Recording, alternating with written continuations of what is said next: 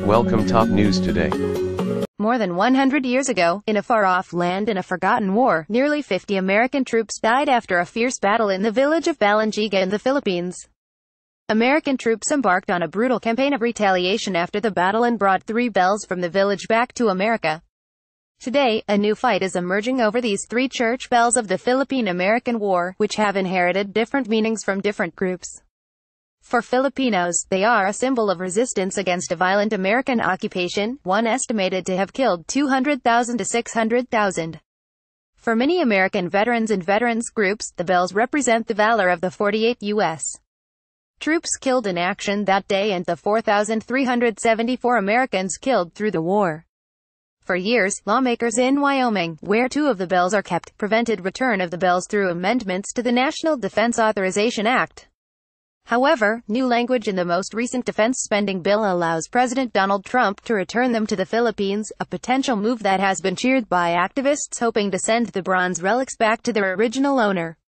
Trump has not commented on whether he'll hand over the bells, but he has been very friendly to Philippines President Rodrigo Duterte, who called for their return in his State of the Nation address.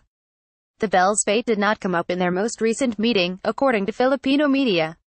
Wyoming lawmakers also maintain their objections to any sort of return, and recently wrote a letter to the White House, stating, "We are using our voices for the lost soldiers that have no voice." The letter read, "We oppose any efforts to use veterans' memorials as a bargaining chip with a foreign government." Among the veterans community, the population that the spoils are meant to honor, reaction is spilt. Some of the most active proponents for returning the bells are U.S. vets of Filipino descent, arguing they belong to a church and cannot be taken as war booty. There are many others who think they should remain in the United States possession, including those who served in the modern-day version of the unit that fought in the Battle of Balangiga, the 9th Infantry Regiment.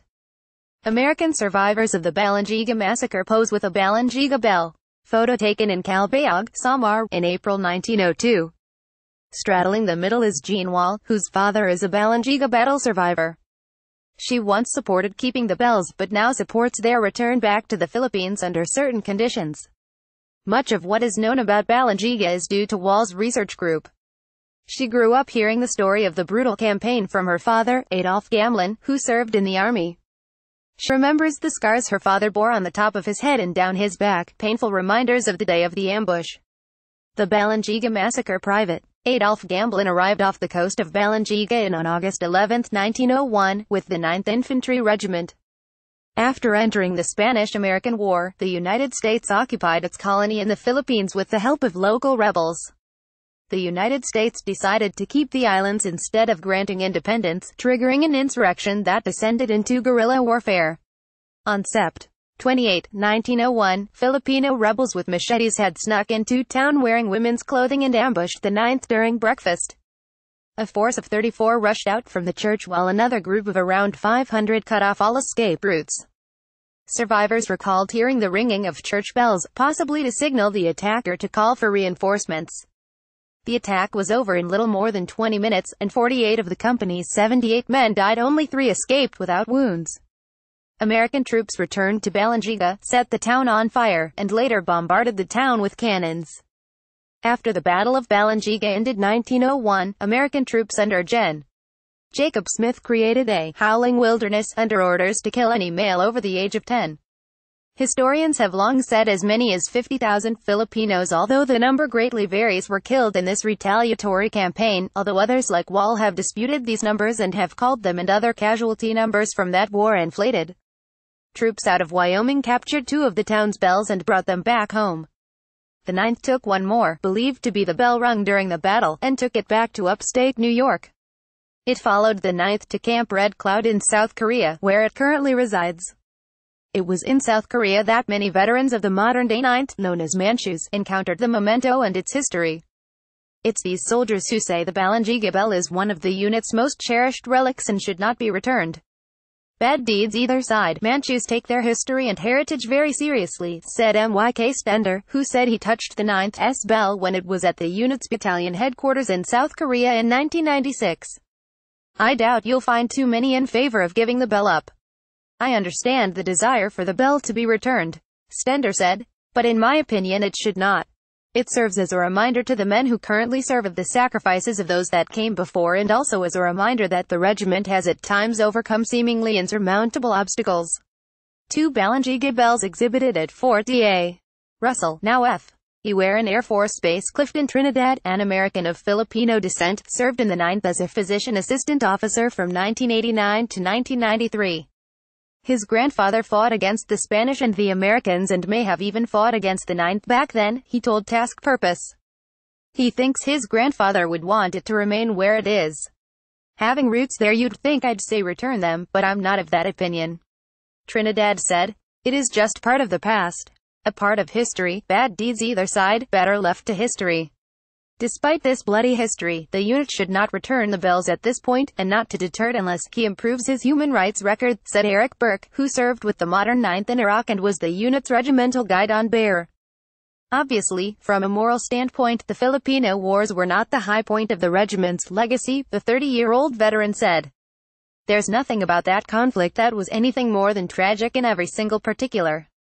At the same time, the boys killed in that massacre were American soldiers and members of our beloved regiment. Burke, now a doctoral student in history at the University of North Carolina, added. Nothing can change that fact. For G. Michael Schley, the chairman of the American Legion's National Security Commission, returning the bells could set a dangerous precedent for other historical war trophies. These bells and the memorial they are ensconced in are a part of our military heritage, for better or worse, and we are opposed to the removal of any federal military monument, Schley said in an interview. To our Legionnaires in Wyoming, where the bells reside, this memorial represents the ultimate sacrifice paid by the soldiers who died in battle. Not all veterans agree with Schley's perspective. Iraq War veteran Brian McCluskey of Hutto, Texas, said giving the bells back is more honorable than idolizing objects.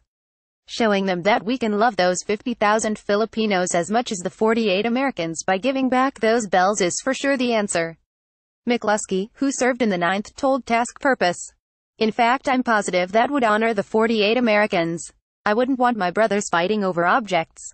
R. Sonny Sampayan, a U.S.